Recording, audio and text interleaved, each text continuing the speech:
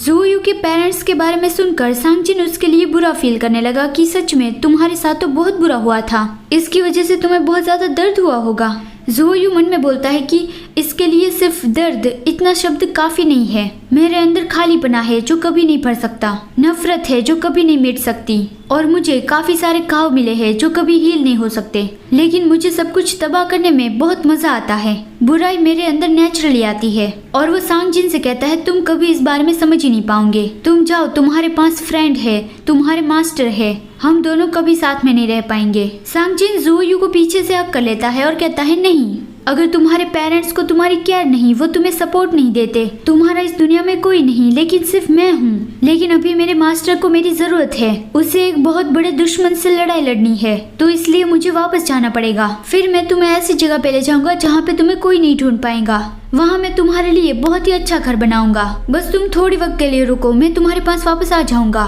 ज़ोयू कहता है मुझे उल्लू बनाना बंद करो, तुम्हें ऑब्वियसली ये पता है कि तुम मुझे कंट्रोल नहीं कर सकते और मुझे तुम्हारे प्रोटेक्शन की भी जरूरत नहीं है, लेकिन फिर भी तुम ऐसा क्यों कह रहे हो, आखिर तुम मुझे समझते क्या हो। सांगजिन कहता है तुम ज़ोयू हो, मेरे लिए बस इतना ही काफी है, और तुम मुझे प्यार भी करते हो। ज़ोयू कहता है बकवास, कौन तुमसे प्यार करता है। सांगजिन कहता है तुमने मेरे टेल फीदर को छुआ था, मैं ये फील कर सकता हूँ। ज़ोयू ने सारे वक्त सांगजिन का टेल फीदर अपने हाथ में ही रखा था, तो इससे सांगजिन ये फील कर सकता है कि ज़ोयू उससे प्यार करता है। सांगजिन उसका फेस पकड़ता है और कहता है क्या तुम्हें शर्म आ रही है। ज़ोयू उसका हाथ दूर करता है और कहता है कि तुम बकवास कर रहे हो, तुम ये बेबी ब्लड नाम की जड़ी बूटी अपने साथ ले जाओ, 3 दिनों के बाद मैं माउंटेन के नीचे तुम्हारा इंतजार करूंगा। सांगजिन ये कह के चला गया कि हाँ 3 दिनों के बाद तुमसे मिलूंगा।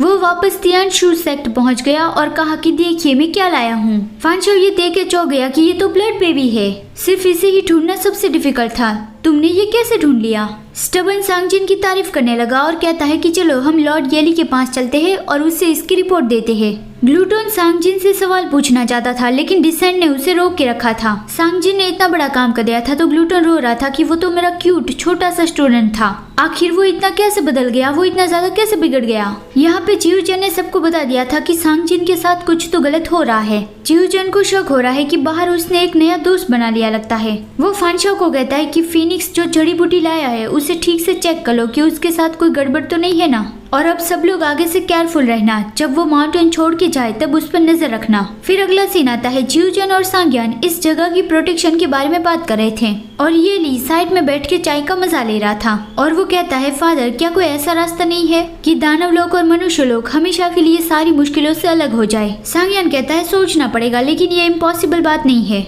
जियूजन कहता है नहीं ये इम्पॉसिबल है। येली कहता है फादर मैं समझ नहीं पाया, मैं जानता हूँ कि आप कुछ अलग तरीके से सोचते हैं, तो प्लीज मुझे एक्सप्लेन करिए। जियूजन कहता है मनुष्य लोग और दानव लोग को अलग करने की जरूरत नहीं है, क्योंकि मनुष्य लोग में जब भी खतरा होता है तो वो कमजोर पड़ जाता है, तो दानव लोग से तुम्हें हेल्प मिल सकती है। येली कहता है हम अपने लालच के लिए उसका इस्तेमाल कैसे कर सकते हैं, दोनों लोग अलग हो जाएंगे तो हमारे बीच फाइट नहीं होगी। ये बोलते हुए जियूजन येली के पास आ गया तो सांग्यान भी उसके पीछे पीछे आ गया। जियूजन कहता है अगर आगे जाके कोई भी खतरा नहीं होगा तो फिर लोग आपस में फाइट करने का कोई और रास्ता ढूंढ लेंगे। अगर मैं अब भी गॉड एम्परर होता तो मैं दानव लोग और मनुष्य लोग दोनों लोग को बैलेंस रखता। बैलेंस से उसका मतलब था कि उसकी जनसंख्या एक जैसी रखता, और उसमें ये इम्पोर्टेंट नहीं रखता है कि कौन सी दुनिया में सबसे ज्यादा स्ट्रॉन्ग लोग हैं और कौन सी दुनिया में वीक लोग हैं। येली कहता है मैं भी मनुष्य लोग की डिफेंस सिस्टम मजबूत करना चाहता हूँ, ताकि कोई अगर बाहर से हमला करे तो हम उससे लड़ पाए।